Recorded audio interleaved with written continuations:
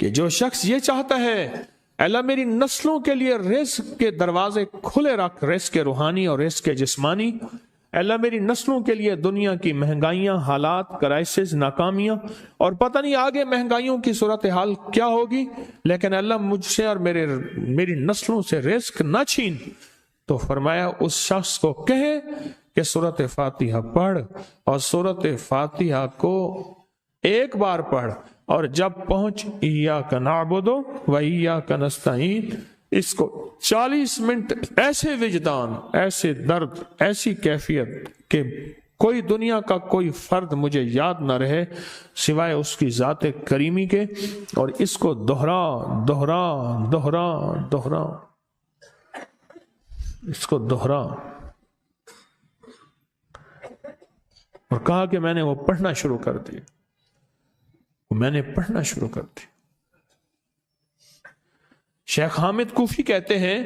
کہ کوفہ میں ہمارے ہاں ایک رئیس تھا، اور لوگ اس کے در سے کھاتے تھے،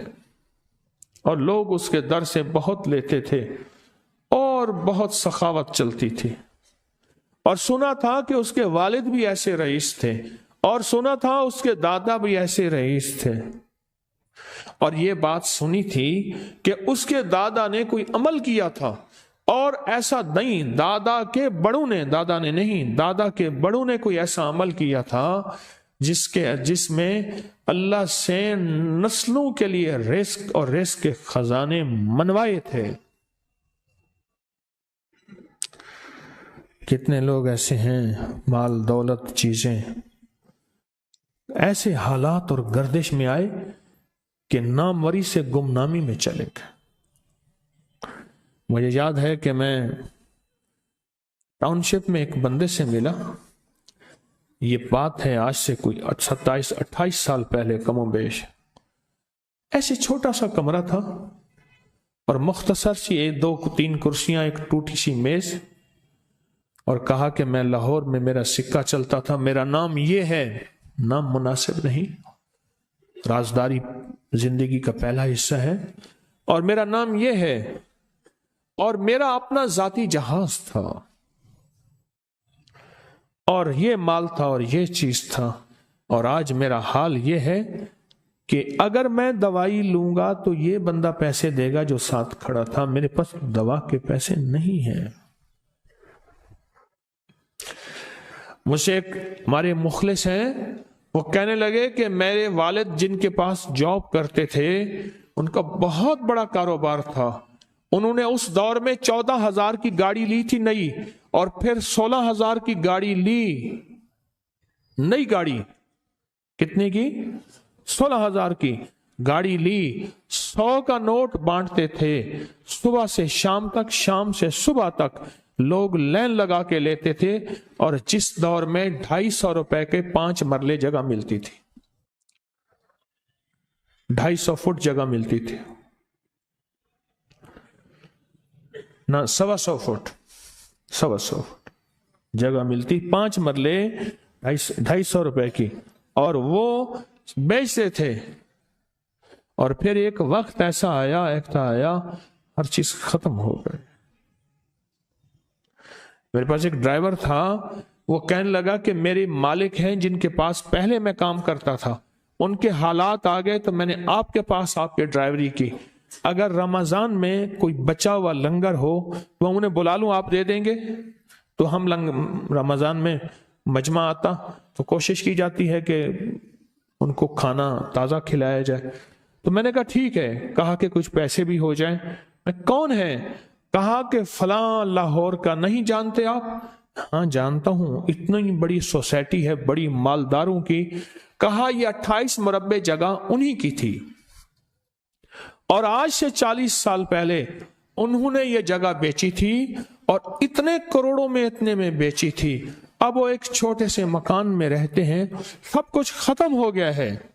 سب کچھ ختم ہو گیا ہے، اور ان کے گھر کھانا نہیں ہوتا، اور آپ اگر کھانا دیں گے تو ان کے گھر میں 2-3 وقت اچھا گزر جائے گا۔ میں اپنی نسلوں کے لیے تونگری منوا لے، اپنی نسلوں کے لیے رزق منوا لے، اپنی نسلوں کے لیے وسعت منوا لے، تو کہے کہ مال بہت ہے اور نسلوں کے کام آئے گا، مال رکھنا جائز ہے، حلال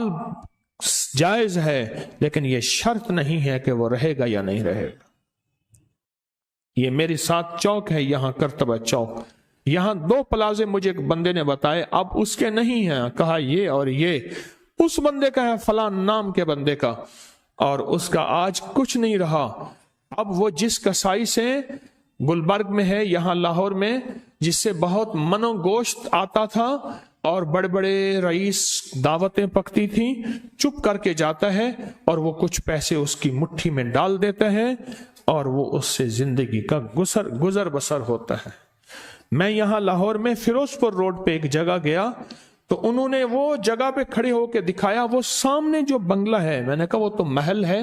کہہ رہے یہ اس بندے کا ہے، اب ایک کمرہ اس کو ہم نے دیا ہوا ہے اور وہ بنگلہ، وہ محل، وہاں وہ کھڑکی اس طرف کی بند رکھتا ہے کہ میری نظر اس پہ نہ پڑے، وہ سب کچھ اس سے چھن گیا ہے۔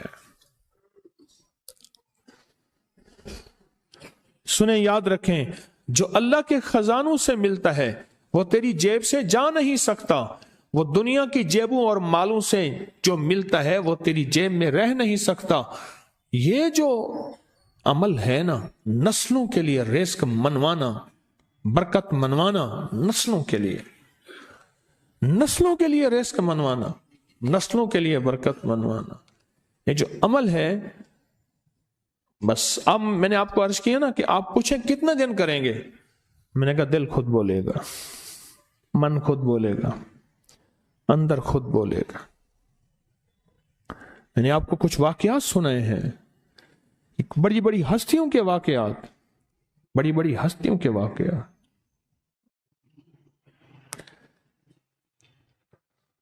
یہ اس میں سعودی عرب مکہ مکرمہ میں ایک جگہ ہے، اس کا نام خالدیہ ہے سوسائٹی۔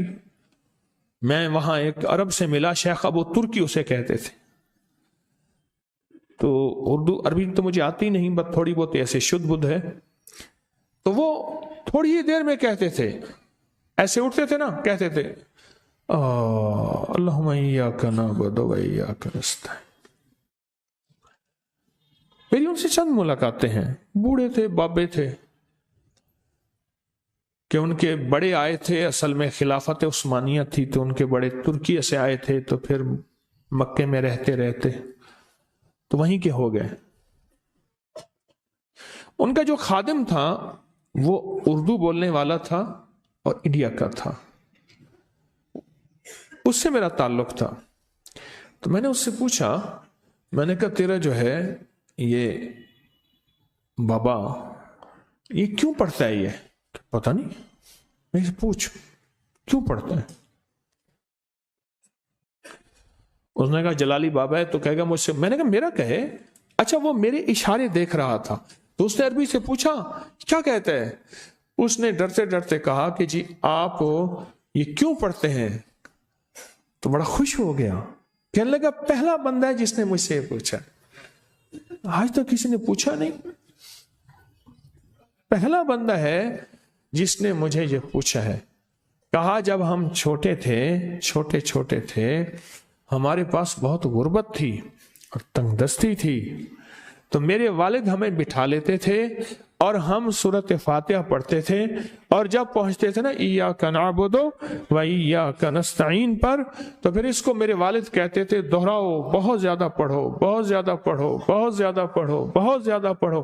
کام پڑھتے تھے، بہت زیادہ پڑھتے تھے، بہت زیادہ پڑھتے تھے، اور کہا میرے والد پھر دعا کرتاتے تھے اور ہم آمین کہتے تھے، اور میرے والد کہتے تھے چلو مبارک ہو، ہمیں جو ہے اللہ پاک وہ فلاں چیزیں، وہ حلاوے، وہ چیزیں کھلائیں گے۔ کہہ رہے ابے کو دیکھتے تھے، ابا جی ہمارے پاس تو پیٹ بھر کے روٹی نہیں ہے، آپ کہتے ہیں اللہ وہ کھلائے گا، وہ کھلائے گا، اور ابا ایسے خوش ہو جاتا تھا۔ کیوں؟ ابے کو یقین تھا کہ سورۃ فاتحہ اس کریم نے قبول کر لی اور میرا کام ہو گیا۔ وَمَن يَتَوَكَّلْ عَلَى اللَّهِ، آ میرے بندے میری ذات پہ بھروسہ کر کے دیکھ، میرے قریب آ کے دیکھ، مجھ سے دوستی لگا کے دیکھ تو صحیح، پھر میں کر کے دکھاؤں گا۔ اس ویڈیو کو لائک اور شیئر کریں. اب کریے یوٹیوب چینل کو سبسکرائب کریں اور روزانہ زیادہ سے زیادہ سبسکرائب کروائیں. آپ دوسروں کے لیے صدقہ جاریہ بنیں گے. اللہ پہلے آپ کے دکھ ٹالے گا.